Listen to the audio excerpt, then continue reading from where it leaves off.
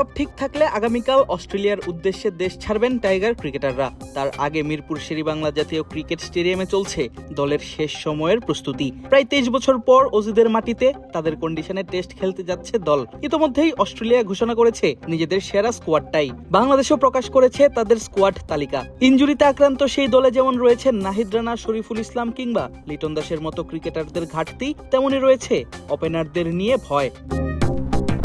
সাদা জার্সিতে খেলা টাইগারদের সর্বশেষ টেস্ট ম্যাচে জিম্বাবুয়েতে খেলেননি অস্ট্রেলিয়ার বিপক্ষে সুযোগ পাওয়া 3 জন ওপেনারের 2 জন সৌম্য সরকার এবং তানজিদ তামিমের কেউই। এমনকি তামিম খেলেছেন বাংলাদেশের হয়ে একটি মাত্র টেস্ট ম্যাচ, পাকিস্তানের বিপক্ষে সিলেটে।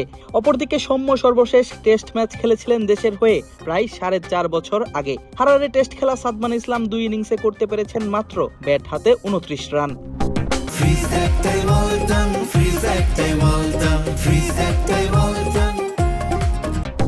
তবে ওপেনারদের নিয়ে আলোচনাটাকে তেমন গুরুত্ব দিতে চান না টাইগার অধিনায়ক নাজমুল শান্ত। ধারাবাহিক পারফর্ম না করতে পারায় ওপেনারদের নিয়ে আলোচনা বেশি হচ্ছে বলে জানান এই বাঁহাতি ব্যাটার। পাশাপাশি জানান তাদের চ্যালেঞ্জটাও। আমার মনে হয় যে লাস্ট ম্যাচ খেলেনি ওপেনাররা, বাট আমার মনে হয় 2টা ওপেনারই ইন্টারন্যাশনাল ক্রিকেট অনেক বছর ধরেই খেলছে। সো হ্যাঁ, অবশ্যই ওইখানে কঠিন হবে। ওপেনিং নিয়ে অনেক কথা হয়, কারণ হয়তো এরকম কনসিস্টেন্ট পারফর্ম তারা করে না, বাট ওপেনিং পজিশনটাও অনেক কঠিন, এটাও বুঝতে হবে। সবসময় অনেক চ্যালেঞ্জ থাকে। আপনি দেখবেন যে কখনো দিনের 5 ওভার বাকি তখন নামতে হচ্ছে, আবার কখনো কখনো ভেজা উইকেটে ব্যাটিং করতে হচ্ছে। সো এই জায়গাটাতে আমি বলবো তাদের অনেক চ্যালেঞ্জ, এবং ওই চ্যালেঞ্জটা তারা কিভাবে এনজয় করছে এটা ইম্পর্টেন্ট, বা ওই চ্যালেঞ্জটা কিভাবে ফেস করবে ওই জন্য ওইরকম প্রিপারেশন নিচ্ছে কিনা এটা ইম্পর্টেন্ট। যেটা আমি যতটুকু বাইরে থেকে দেখি বা টিমের ভেতর প্র্যাকটিস দেখি, তারা চেষ্টা করে।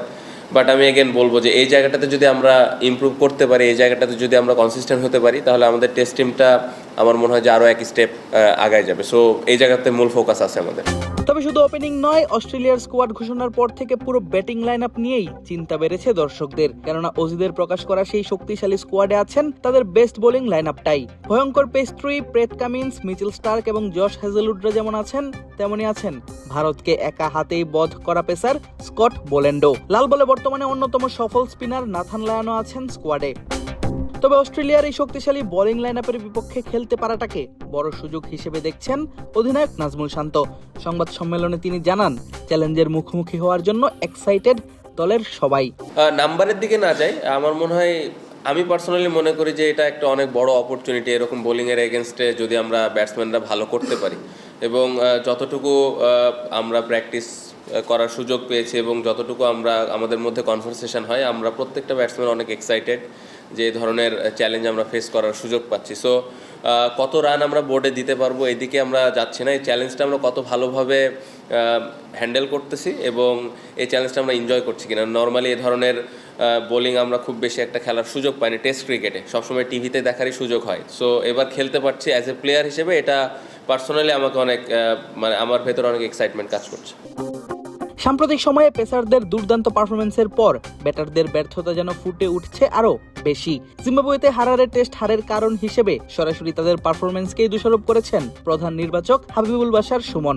এবার তাদের সামনের চ্যালেঞ্জটা আরো বেশি। দেখার পালা অজি কন্ডিশনে কিভাবে সেটা মোকাবেলা করেন টাইগার ব্যাটসম্যানরা। আদিব আশরাফ, ক্রিক ফ্রেন্জি।